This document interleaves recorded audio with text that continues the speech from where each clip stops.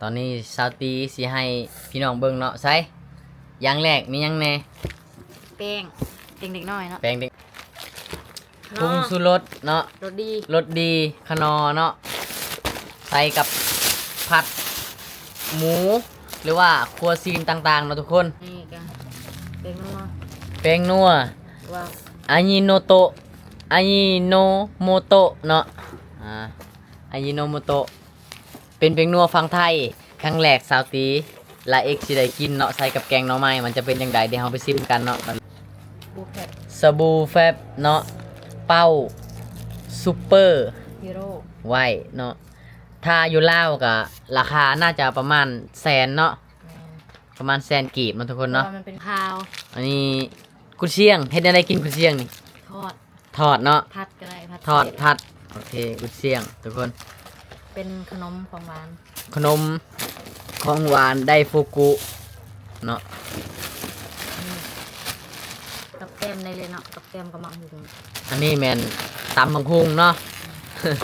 กินกับตำบังพุงเนาะทุกคนอันแคบหมูเนาะทุกคนเนาะนี่แคบหมูฝั่งไทยอันนี้แมนขนมกล้วยทอดเนาะพี่น้องเนาะอันนี้ขนมกล้วยทอดและกาขนมเซี่ยงไฮ้เนาะเป็นช็อกโกแลตเนาะทุกคนใบเตยรสใบเตยนี่เนาะเอลเซ่รสใบเตยนี่เลยทุกคนป่าและทุกคนคิดว่ามันจักพันจักบาทจักร้อยเนาะทุกคนคอมเมนต์มาเบิ่งดูซาวตีคิดว่าจักพันทั้งหมดเครื่องอยู่ในนี่จักพันบาทคิดว่า 2,000 ฮะ 2,000เจ้าคิดว่า 2,000 บ่แม่นแต่ละเอกคิดว่า 3,000 เนาะว่า 3,000 กับ 2,000 ประมาณนี้แหละเนาะถ้าผู้ใดฮู้พี่น้องเนาะผู้ใดคิดทายถูกเนาะคอมเมนต์มาเบิ่งเนาะว่าทั้งหมดเครื่องอยู่ในนี่มีจักพันบาทเนาะคลิปนี้บ่าวละเอกซาวตีก็ต้องขอบใจเนาะอายมนต์ซิดอีลีเดอร์ที่ฝากเครื่องมาให้ซาวตีละเอกได้ใช้เนาะต้องขอบอกขอบใจขอบคุณหลายๆเนาะสบายดีสวัสดีพ่อแม่พี่น้องบุสุคูสุคนเนาะสบายดีบรรยากาศยามเช้าเนาะมื้อนี้วันที่31ตุลาเดือน10เนาะพี่น้องเนาะปี2025เนาะตอนนี้สาวตีกับเบาละเอกกำลังสิเปิดกล้องจาก FC เนาะหรือว่าผู้ใหญ่ใจดีฝั่งไทยเพิ่นฝากของมาเนาะมันคือหยังแน่พี่น้องในแก๊สนี่เนาะเดี๋ยวเราจะมาเปิดเบิ่งเนาะสบายดีสาวตีสวัสดีทุกคนสาวตีสิมาเปิดกล่องเนาะมื้อนี้เนาะแม่สิมาเปิดกล่องเนาะว่ามีหยังแน่ในนี่เนาะว่ามันสิมีของพิเศษบ่ก็คือเป็นกล่องพี่มนต์ซิดเนาะพี่น้องเนาะจากฝั่งไทยเนาะเพิ่นก็ฝากขนมฝากหยังให้ธัญญาก็หลายอยู่เนาะหลายเทื่ออยู่เนาะมามื้อนี้เพิ่นฝากกล่องมาเนาะอันนี้เป็นกล่องหยังบ่ฮู้เนาะทุกคนเนาะเพิ่นจะฝากให้เบากุ้ยเนาะมื้อนี้แล้วก็เบาละเอกเนาะทุกคนเนาะไปเดี๋ยวเราไปเบิ่งนำกันว่าอยู่ในนี่มันมีหยังแน่ทุกคนเอามาแกะเบิ่งเนาะโอเคทุกคนนี่แม่นกล่องเนาะจาก FC ฝากมาเนาะเดี๋ยวเราจะมาแกะเบิ่งว่าอยู่ทางในนี่มันมีหยังแน่เนาะสบายดีธัญญาสวัสดีแต่อีกเนาะสิให้สตีเป็นคนเปิดกล่องเลยบัดนี้ว่ามีหยังแน่เดี๋ยวเรามาเบิ่งนำกันเนาะระวังมีดทุกคนมันจะมียังแน่อยู่ในนี่นี่ทุกคน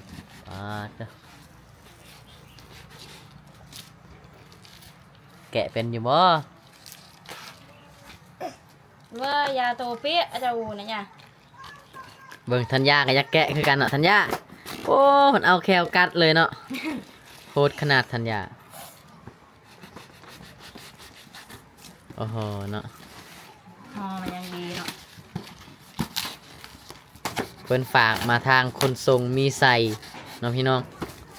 เนาะอันนี้ก็คนทรงจากมีใส่บริษัทมีใส่ไทยลาวเนาะเด้อ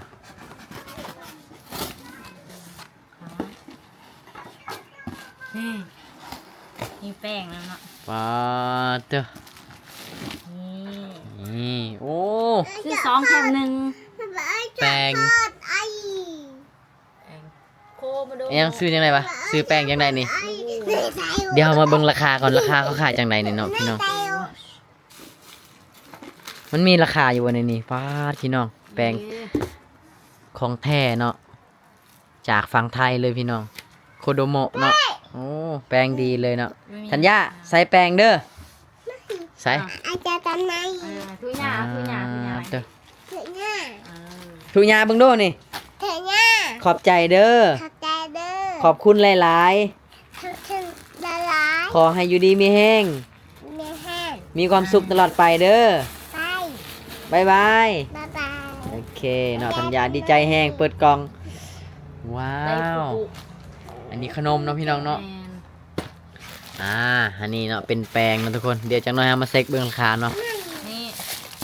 เป็นน้ำหอม น้ำหอมสักเครื่องเนาะเด้อ มะพร้าวอันนี้ก็เป็นยังก่อน แฟบสิ โอ้แฟบเอามาเบิ่งดูแฟบอ๋อตัวอันนี้แฟบเนาะทุกคนเนาะ นี่อันนี้แฟบเนาะ โอ้คักเลยทุกคน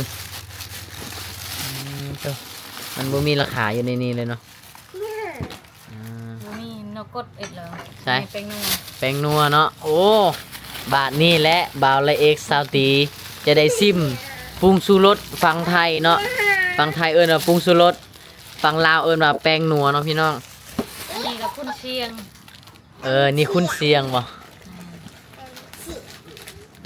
ปึงงีเสียงเนาะ โอ้คักทุกคน อันนี้เอาไปทอดกินเนาะ ขนมละอ่อน มาจุมีแต่แนวแซ่บๆเลยพี่น้อง อันนี้ขนอรสดีป้าจุมีแต่แนวแซ่บๆเลยเนาะทุกคนเนาะนี่รสดีเนาะใส่กับผัดอีหยังต่างๆเนาะทุกคนเนาะมา ไม่แบบ ใส่มีหยังในบัดนี้ นี่ยังก็ได้ฟูกุ ไดฟูกุอีกละ นี่แล้ว ไดฟูกุเนาะพี่น้องป้ามีแต่ขนมแซ่บๆเลย อันนี้อันนี้เป็น เซี่ยงไฮ้ยำจัมโบ้อันนี้น่าจะเป็นขนมช็อกโกแลตเนาะประมาณนี้เนาะเบิ้งขนมอ๋อนี่ขนมเป็นหมักไหม้เลยวันนี้โอ้อาจารย์บ่เต้นมึงดูอ่า เจอทุหญ้า มันจะกินเลย เถอะเนี่ย ขอบใจเด้อ ตาตา ยังมียังแน่ในข้างใน มีอันนี้แคบหมู แคบหมูแล้วก็ ทอด กล้วยทอดเนาะอันนี้กล้วยทอดจากฝั่งไทยเด้อพี่น้องเด้อเด้อกล้วยทอดเนาะอันนี้ขนมเอลเซ่เนาะแกะยังบ่หมดตอนนี้มันจะกินละธัญญา อ่า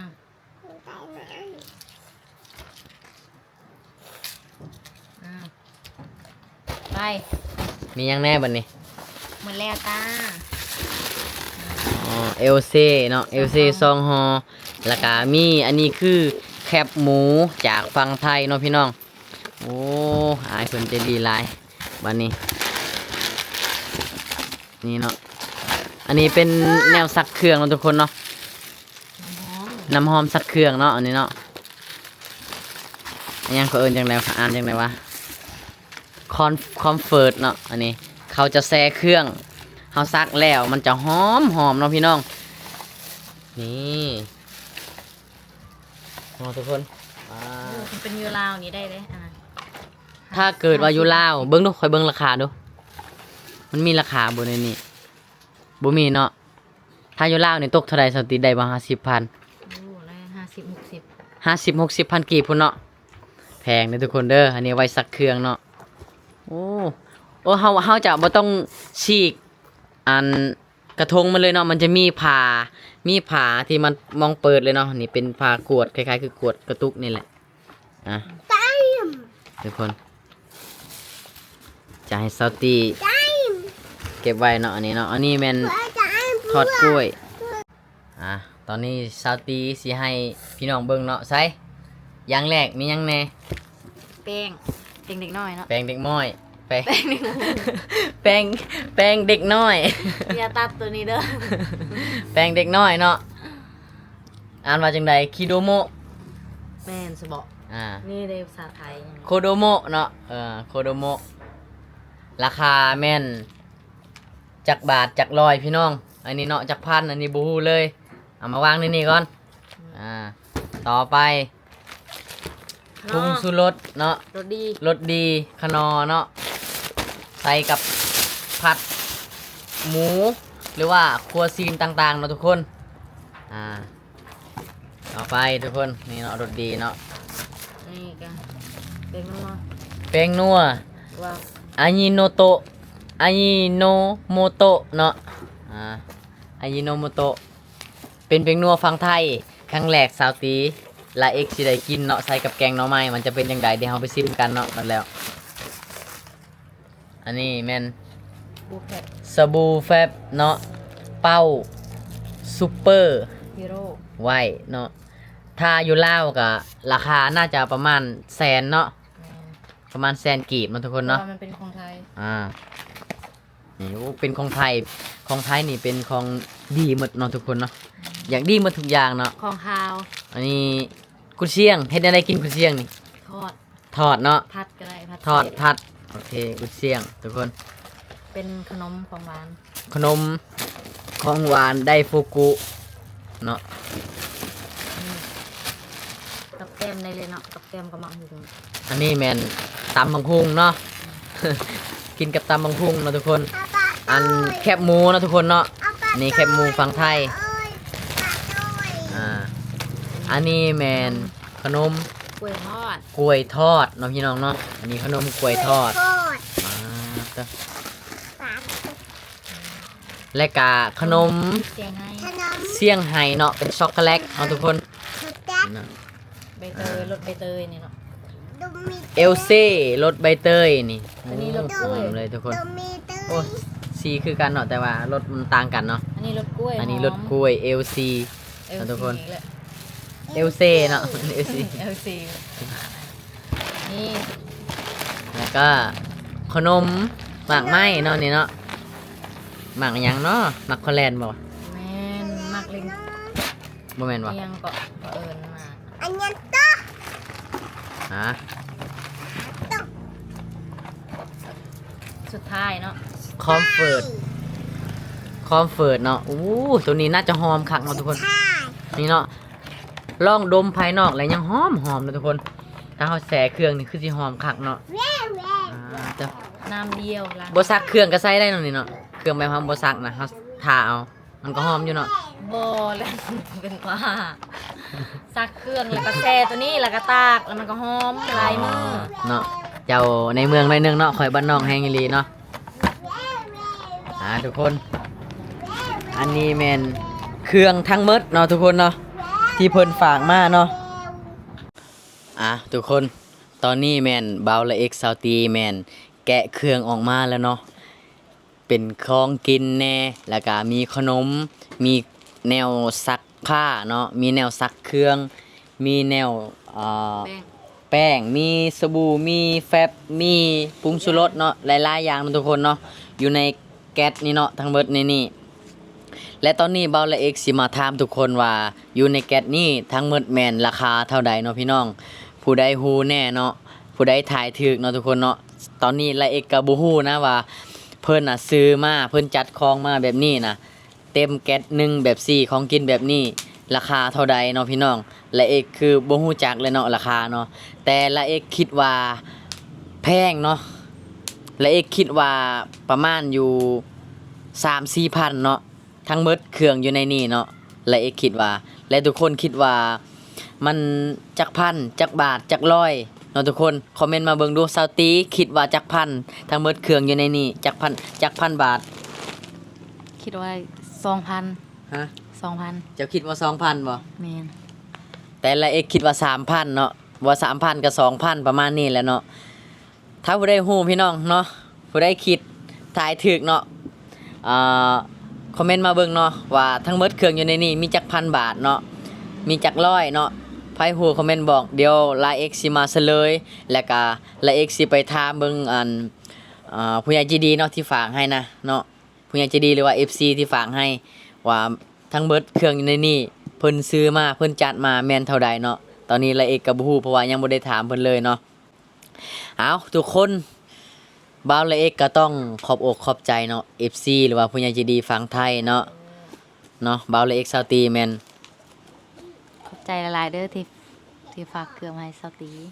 ที่ฝากเครื่องมาให้เนาะ แม่นขอบใจหลาย ขอบใจหลายๆพี่น้องเนาะก็คือเพิ่นฝากมาเนาะเพิ่นก็แบบสิว่าจังไดพี่น้องเพิ่นก็เห็นทางครอบครัวแบบน่าจะเฮาบ่มีหยังนี่แหละทุกคนเนาะบ่มีสบู่บ่มีหยังบ่มีของกินของใช้ต่างๆเนาะเพิ่นก็เคยมาเที่ยวเนาะเคยมาเที่ยวหมู่บ้านเบาละเอกแล้วเนาะมาเที่ยวบ้านเบาละเอกแล้วหลายเทื่อแล้วเนาะเพิ่นมาเที่ยวแล้วเพิ่นก็เห็นทางครอบครัวเบาละเอกเนาะก็เลยอยากฝากให้เนาะทุกคนเนาะเพิ่นก็ฝากให้เบาโกยน้ำเนาะมื้อนี้เนาะเบาโกยแก๊สหนึงเนาะเอาไปแล้วเนาะเพิ่นก็เลยเห็นซาวตีแต่งกินแต่งหยังก็เห็นขาดปรุงสรสบ่ขาดหยังก็เลยเอามาฝากให้เนาะเป็นไดความรู้สึกตอนนี้ ดีใจแฮงเนาะ โอ้ คิดว่าสิได้เค ฮะ รื่องใส่และการขนมอยู่ดีลูก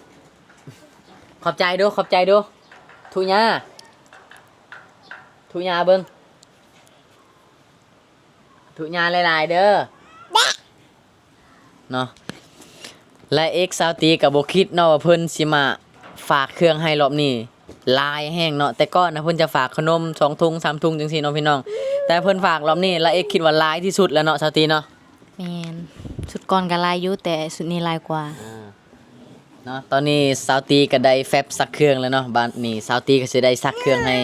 ละเอ็กตลอดนะละเอ็กจะบ่ได้ซักเองเนาะทุกคน สิเป็นคนรับใส่เนาะได้สู่แฟบ นี่แฟบก็หอมๆเนาะแนวใส่เครื่องก็หอมๆเนาะพี่น้องเนาะโอ้ตัวพี่น้องเนาะบ่คิดบ่ฝันเลยว่าเพิ่นสิฝากเครื่องให้มื้อนี้นะฝากก็เพิ่นก็เคยฝากอยู่แต่ฝากเล็กๆน้อยๆเนาะมารอบนี้โคตรหลายเลยทุกคนเลยเนาะถ้าเป็นเงินลาวก็สิตกล้าน2ล้าน3ล้านพุ่นแหละพี่น้องเนาะแต่ว่าเงินไทยบ่ฮู้เท่าใดแน่คิดว่าพันหรือว่า 3,000 ประมาณนี้แหละทุกคนเนาะบางทีกว่าก็บ่ฮู้เนาะเพราะว่าราคาเครื่องอยู่ฝั่งไทยฝั่งลาวนี่อยู่ฝั่งลาวมันก็บ่คือกันเนาะฝั่งลาวแม่นราคาก็จะแพงหน่อยนึงเนาะ แม่นหลัก60 70ขึ้นไป หลัง60 70ขึ้นไป แต่ฝั่งไทยนี่บ่ฮู้ว่าเครื่องใช้ต่างๆเนาะของกินของใช้จังซี่ราคามันถูกบ่ทุกคนเนาะไผฮู้ก็คอมเมนต์มาแน่เนาะไลเอ็กก็บ่ค่อยจักเนาะเดี๋ยวนี้นะ เนาะเครื่องยังบ่ทันเอาไว้สตีแกกินแหละอ๋อแซ่บบ่ มากที่สุดคือรสอันนี้เนาะมะพร้าว รสมะพร้าวนี่ขนมแบบเจ้ากินนี่เนาะเอาโซกล้องมาเบิ่งดูทางนั้นทางที่ยังบ่ทันแกะ อ้าวเขาเบนเต้นี่ ทุกคน อันนี้ขนมนี่น่ะอยู่แถวเซโปนน่ะก็บ่ค่อยเห็นเขาเจ้าขายเนาะ ก็เป็นของไทย มีบ่อยู่เซเว่นมีขายบ่ แม่บ่ค่อยเห็น อยู่เซเว่นลาวเนาะแถวบ้านของบ่าวละเอกแม่นบ่มีขายเนาะขนมตัวนี้ มีแต่ว่าฝั่งไทยเนาะอย่างเดียวเนาะแต่ว่าขนมพวกเอลเซ่เนาะพวกแฟบพวกช็อกโกแลตนี่มีอยู่เนาะแต่ว่าอีหยังนี่ปรุงชูรสเนาะ ขนม ขนอกะถุงใหญ่จังซี่ก็บ่ค่อยเห็นเนาะจะเห็นแต่ถุงน้อยเนาะมื้อนี้แล้วก็แป้งนี่ก็มีขายอยู่แต่ว่ามันแพงเนาะทุกคนเนาะมันบ่คือกันเนาะอยู่ไทยหรือว่าจังใดมันแพงบ่หรือว่ามันถูกคือกันก็บ่ฮู้เนาะทุกคนเนาะเอาพี่น้องคลิปนี้บ่าวละเอกซาวตีก็ต้องขอบใจเนาะอายมนต์สิทธิ์อีหลีเดอร์ที่ฝากเครื่องมาให้ซาวตีละเอกได้ใช้เนาะต้องขอบอกขอบใจขอบคุณหลายๆเนาะมื้อนี้ก็เลยมาเฮ็ดคลิปให้เพิ่นเบิ่งนํเนาะเพราะว่าเฮ็ดคลิปเพราะว่าเพิ่นฝากเครื่องมาแต่ละเทื่อละเอกก็บ่ค่อยได้เฮ็ดคลิปให้เพิ่นเบิ่งเนาะมื้อนี้ก็เลยอัดคลิปให้เพิ่นเบิ่งเนาะแต่ก่อนแม่นเพิ่นก็ฝากอยู่แต่ว่าบ่ได้อัดคลิปมื้อนี้เห็นเครื่องมันหลายเนาะเป็นแก๊สใหญ่จังซี่ก็เลยอยากมาแกะให้ FC ทุกคนแล้วก็ให้เพิ่นได้เบิ่งนํเนาะเพิ่นก็จะได้ดีใจเนาะว่าเห็นละเอกเปิดเครื่องได้เห็นของใช้ของกินของอยากหลายๆจังซี่นะทุกคนเนาะเอาสาวตีมีหยังสิฝากให้เพิ่นบัดนี้ มีหยังเนาะมีแต่คำขอบใจและคำอวยพรให้เราเนาะให้สุขภาพแข็งแรงแล้วก็ร่ำรวยเนาะ ถ้าเกิดว่าพี่มนต์สิทธิ์มาพี่เราสิยืมเงินจะให้บ่ ให้เนาะแต่ยันบ่มีนี่แหละ พี่มนต์สิทธิ์มาพี่ว่าสิมายืมเงินซาวตีก่อน สิยืมเงินลาวนี่แหละเพิ่นว่าสิมาเที่ยวลาวให้ยืมบ่สิให้ยืมบ่ ให้แต่งบ 2,000 กีบ งบ 2,000 กีบเด้อไอมอนซิดเนาะถ้าเกิดว่าสิมาเที่ยวลาวสาวตีจะให้ยืมเงินเลยเด้อบ่ต้องแลกก็ได้เงินไทยนะ แม่น เรามีเงินลาวอยู่ เงินลาวบ่ได้ฮอด200ล้านเด้อ 2,000 กีบเด้อคันสิยืมก็มาเอาได้เนาะ แม่นได้ค่าขนมได้ ได้ค่าขนมเนาะมื้อใดสิมาก็เนาะเพิ่นก็มาเที่ยวเพิ่นมีเวลามีโอกาสมาเที่ยวก็มาเนาะทุกคนเนาะเที่ยวชมบรรยากาศเที่ยวเมืองลาวประเทศลาวสิแหละเราก็มักไปเที่ยวเนาะทุกคนเนาะทุกคนสำหรับคลิปนี้เนาะบ่าวละเอกก็ต้องขอบอกขอบใจทุกท่านทุกคนที่เข้ามาเบิงที่เข้ามา Subscribe ที่เข้ามากดไลค์กดแชร์บ่าวละเอกสาวตีเนาะทุกคนเนาะต้องขอบอกขอบใจหลายๆเนาะ ขอบอกขอบใจทุกคนหลายๆเนาะ ขอบอกขอบใจทุกคนหลายๆเนาะทุกคนเนาะ ที่เขาเบิ่งคลิปสตรีเบิ่งแต่สตรีแม่นเนาะว่ามักเบิ่งหมอนี่ ทุกคนสำหรับคลิปนี้ก็ต้องขอบอกขอบใจและกาบ่าวละเอกสาวตีสีออกไปให้เนาะออกไปหาเก็บมักทั่วเก็บมักเพชรหาอยู่หากินเนาะว่าสิไปอยู่แต่ว่ามื้อนี้นะก็เลยคาเวียกไปเอากล้องนี่แหละเนาะไปเอาอยู่บ้านดงเนาะก็เลยบ่ทันไปให้เนาะบัดนี้เฮาก็ได้แกะกล้องเรียบร้อยแล้วเฮาก็สิได้เดินทางไปหาอยู่หากินดอกมื้อนี้เนาะเอาเดี๋ยวเจอกันใหม่คลิปหน้าคลิปต่อไปเนาะสำหรับคลิปนี้ขอลาไปก่อนพี่น้องขอบใจหลาย ๆ เด้อ